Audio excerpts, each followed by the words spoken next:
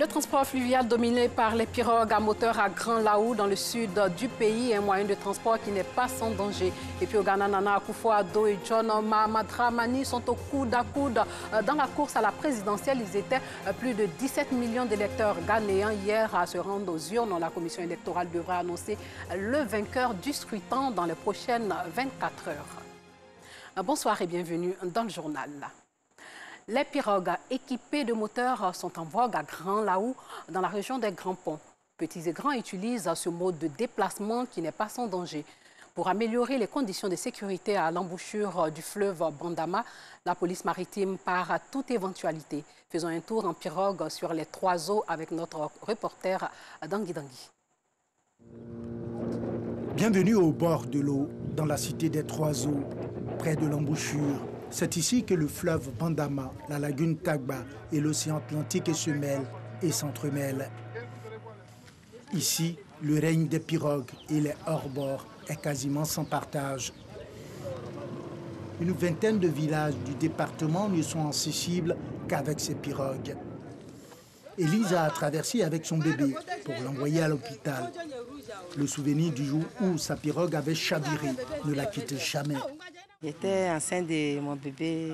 Mon bébé avait 7 ans maintenant.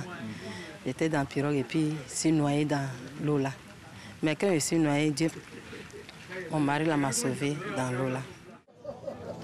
Difficile de voir une de ces pirogues pourvues d'instruments de sécurité ou de sauvetage en cas d'accident. Comme ce pilote de hors-bord, tout le monde ici s'en remet à Dieu. Vous voyez, l'eau est là, il y a des endroits qui sont profonds, il y a des endroits qui ne sont pas profonds. Donc, du coup, on ira où ce n'est pas profond, parce que nous côtoyons les lieux qui ne sont pas profonds. Et comme nous connaissons la lagune, on sait où est profond, où qui n'est pas profond. Donc, Dieu nous aide. Souvent, il y a les parents, les vieilles, les mamans qui montent, elles savent pas nager. Bon, tout à l'heure, notre maman, elle a tapé béquille. Bon, supposons, si ça chavirait comme ça, comment elle allait faire tout ça. Donc, souvent, quand on traverse, on pense à ça, mais bon, on se confie à Dieu, quoi. À partir de cette gare lagunaire, nous devons traverser pour arriver à notre destination, le village de Laou-Panda. Le bruit du moteur déchire le silence de la traversée. La pirogue, l'immense étendue d'eau dont on imagine toujours mal la profondeur.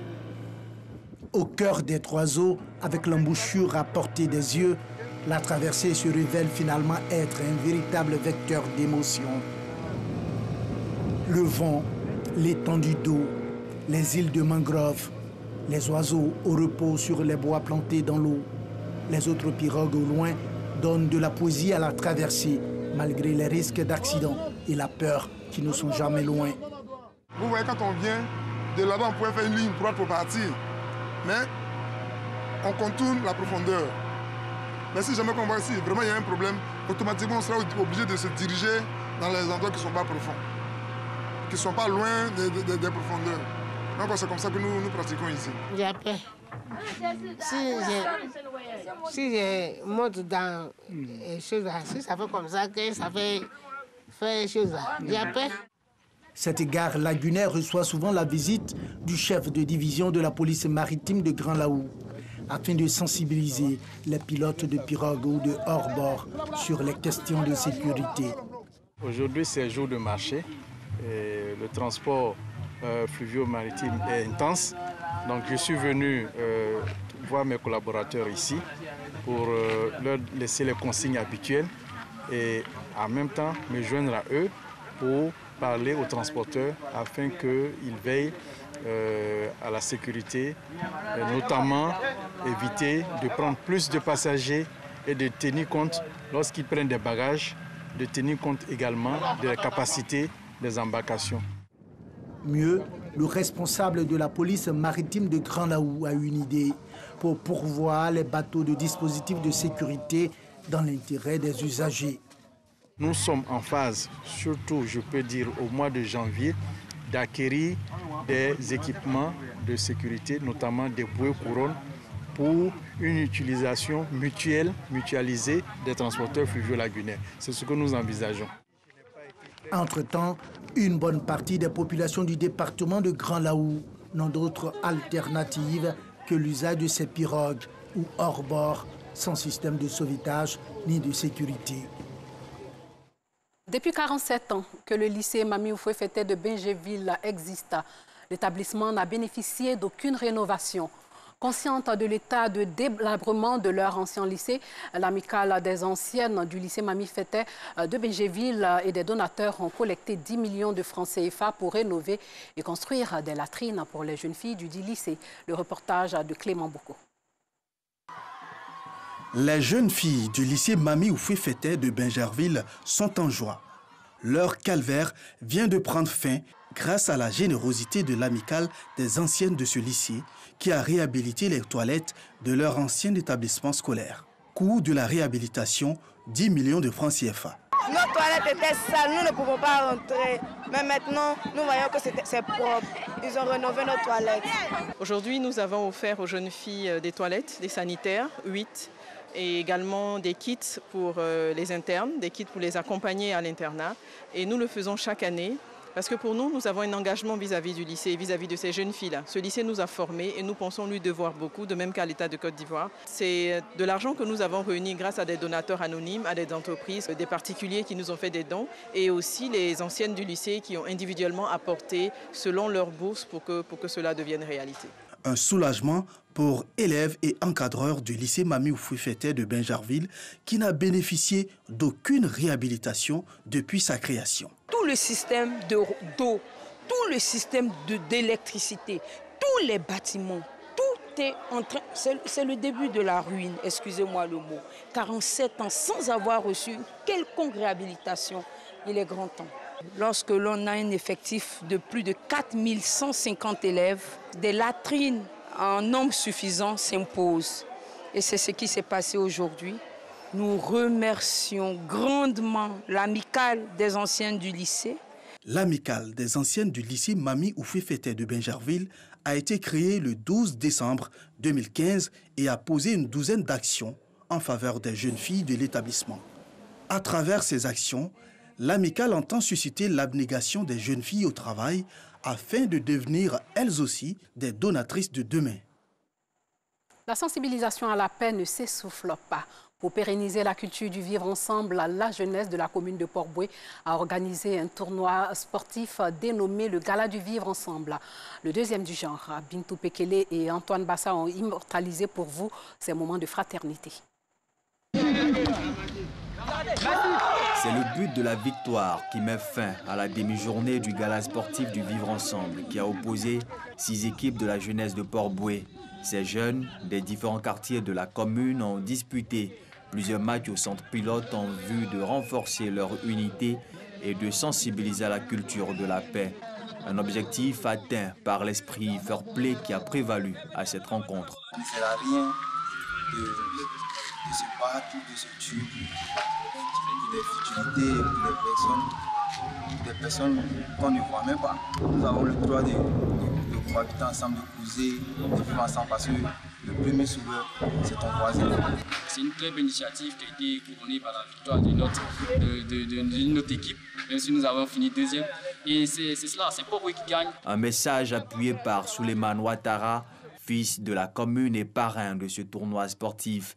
Il appelle ces jeunes à rester unis au-delà de leurs différences ethniques, politiques et religieuses. À travers ce match de gala, nous voulons montrer que le bien commun que nous avons ici, c'est la commune de Port-Boué et que notre credo est le vivre ensemble.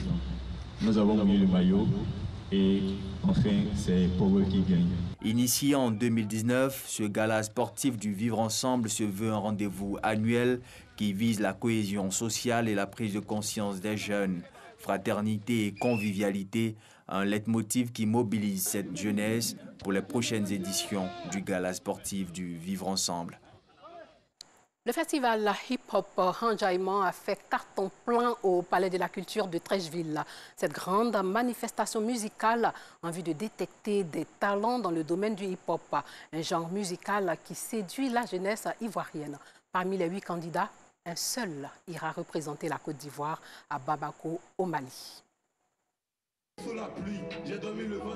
Palais de la culture de Trècheville, 8e édition du festival hip-hop, Enjaillement. TH Le Baobab sort lauréat du concours après avoir séduit le jury par sa présence scénique, la vivacité de ses textes et la puissance de ses messages. L'avenir d'une nation repose sur la jeunesse. Nous devons à nos enfants une vie de paix et sans violence, être éduqués, remplis d'amour et d'affection à nos parents. J'ai mis tout dans la main de Dieu, c'était difficile. En 8e de finale, être premier, quart de finale, aller jusqu'à 8e, demi-finale, devenir 2e et puis la finale encore devenir premier avec ses conseils, c'est déjà bon. Initié par Nash, le festival hip-hop Enjaillement permet aux jeunes talents de montrer leur savoir-faire dans ce style musical. Selon l'initiatrice, le festival est une alternative pour ces jeunes de fuir l'oisiveté. Les objectifs, c'est déjà avoir une plateforme pour le hip-hop, donner de la voix aux jeunes, permettre à ces jeunes-là de s'épanouir à travers le festival et de s'exprimer. Quand les gens ne sont pas occupés, quand les jeunes ne font rien, ils sont là comme ça, ils sont obligés de faire n'importe quoi. Ils vont se donner à n'importe quoi. Donc, il faut les occuper, mais sainement. Le lauréat de cette 8e édition, en plus des 500 000 francs CFA reçus des organisateurs, bénéficiera d'un billet d'avion pour aller représenter la Côte d'Ivoire à un festival hip-hop au Mali. Sachez qu'au Ghana, Nana Akufo-Addo et John Mahama Dramani sont au coude à coude dans la course à la présidentielle. Ils étaient plus de 17 millions d'électeurs dans les urnes hier à départager les deux hommes. La commission électorale devra annoncer le vainqueur du scrutin dans les prochaines 24 heures. Au Libéria, plus de 2 millions d'électeurs sont appelés à approuver ou non 8 amendements à la Constitution, dont un réduisant la durée du mandat présidentiel de 6 à 5 ans et à choisir la moitié de leurs 30 sénateurs. Les premiers résultats sont attendus avant la fin de la semaine. Des files d'attente devant les bureaux de vote. Les Libériens se sont rendus tôt ce mardi matin aux urnes pour choisir leurs sénateurs et approuver ou non 8 amendements à la Constitution de 1986. Parmi les mesures phares de cette consultation test pour le président George Weah, l'autorisation de la double nationalité, la réduction de la durée du mandat présidentiel de 6 à 5 ans. Un référendum qui divise la classe politique libérienne. Pour les partis de l'opposition, l'ancien footballeur à la tête de la plus ancienne République d'Afrique noire depuis décembre 2017 veut s'accrocher au pouvoir en profitant d'une remise à zéro de son compteur présidentiel. Mais pour le président, cette révision constitutionnelle vise l'intérêt commun, celui du peuple libérien. Ce sont quelques 2,5 millions d'électeurs qui se sont prononcés ce mardi. Les bureaux de vote ont fermé à 18 h et les résultats de ce double scrutin devront être connus les prochains jours. Et puis le Royaume-Uni a commencé à vacciner contre le coronavirus depuis ce matin. Il est le premier pays occidental à vacciner massivement et le pays le plus endeuillé en Europe avec plus de 61 000 morts. C'est une campagne à destination des personnes les plus vulnérables. Le Royaume-Uni vers l'éradication de la COVID-19. Lancée hier mardi à Londres, la campagne de vaccination contre la COVID-19 fait déjà ses effets. Margaret Keane, âgée de 90 ans, est la première bénéficiaire de ce vaccin de l'alliance américano-allemande Pfizer-BioNTech. C'était bien, c'était vraiment bien. Je n'étais pas du tout inquiète. Vraiment, tout s'est bien passé. C'est la toute première campagne en Europe. Margaret Keane se réjouit d'être la première patiente à recevoir la piqûre. Elle invite par ailleurs à faire comme elle. Je vous dirais de foncer. Allez-y parce que c'est gratuit et c'est la meilleure chose qui soit arrivée pour le moment. Alors, allez-y, c'est ce que je peux vous dire. Si j'ai pu le faire, vous le pouvez aussi. Le Royaume-Uni est le pays le plus endeuillé d'Europe, avec près de 61 500 morts. La priorité du vaccin dans ce pays est donnée aux résidents et personnels des maisons de retraite, suivis des soignants et des personnes de plus de 80 ans. Pour l'instant, je ne sais pas ce que je ressens. C'est si étrange et si merveilleux. Vraiment, c'est une bonne cause. Je suis donc heureuse de l'avoir fait. La majorité de la population britannique devra, quant à elle, attendre 2021 pour bénéficier du vaccin. Le Royaume-Uni a été le premier pays à donner son feu vert au vaccin Pfizer-BioNTech. Le Canada pourrait commencer la semaine prochaine à vacciner sa population en attendant le retour de l'Agence européenne du médicament sur ce vaccin d'ici fin décembre. Au total, la pandémie du coronavirus a fait plus de 1 539 649 morts dans le monde et contaminé plus de 67 millions de personnes. Fin de ce journal, merci de l'avoir suivi.